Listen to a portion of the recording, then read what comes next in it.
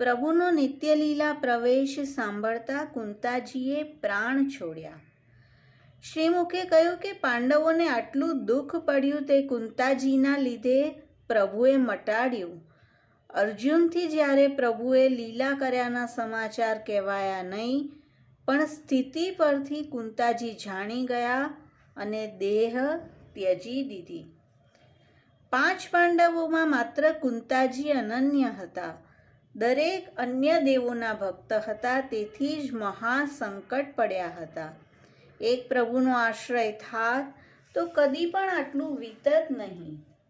કુંતાજીનો પ્રભુ પર જે પ્રેમ હતો તે પ્રેમની ખબર પાંડવોને પણ પડવા નહોતી દીધી.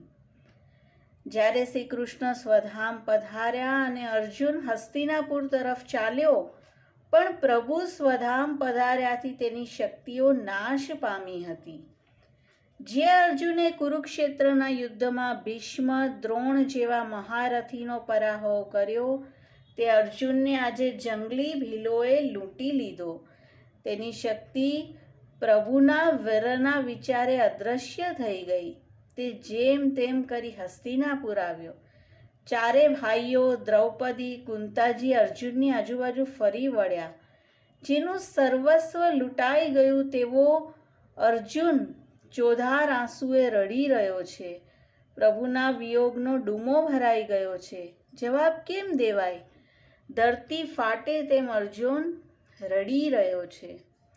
કુંતાજી સમજી ગયા કે શ્રી કૃષ્ણના વિયોગ વગર બીજું દુઃખ અર્જુનને આટલું ન હોય. નક્કી શ્રી કૃષ્ણે લીલા વિસ્તારી. આથી પૂછ્યું કે શ્રી કૃષ્ણે લીલા તો નથી વિસ્તારી? અર્જુને હા કહેવા પૂરતું ડોક ધૂણાવી. મોઢેથી તો કેમ બોલાય? અને હા કહેવા ડોકું ધૂણાવતાની સાથે જ કુંતાજીના પ્રાણ ચાલ્યા ગયા. માત્ર ખોડિયું પૂતળીની જેમ ઊભું રહ્યું.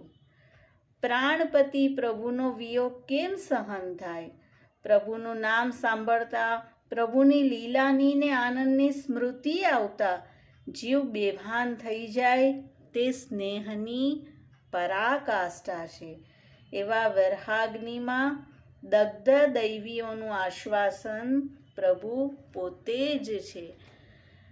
તો અહીંયા આ વચનામૃતમાં શ્રી ગોકુલેશ પ્રભુ કુંતાજીનો અસીમ સ્નેહ પ્રભુ માટે બતાવી રહ્યા છે. અને જ્યારે આવો વિરહ જીવને વ્યાપ્ત થાય પછી પ્રભુ સ્વયં સિવાય કોઈ બીજું સમાધાન ન થઈ શકે.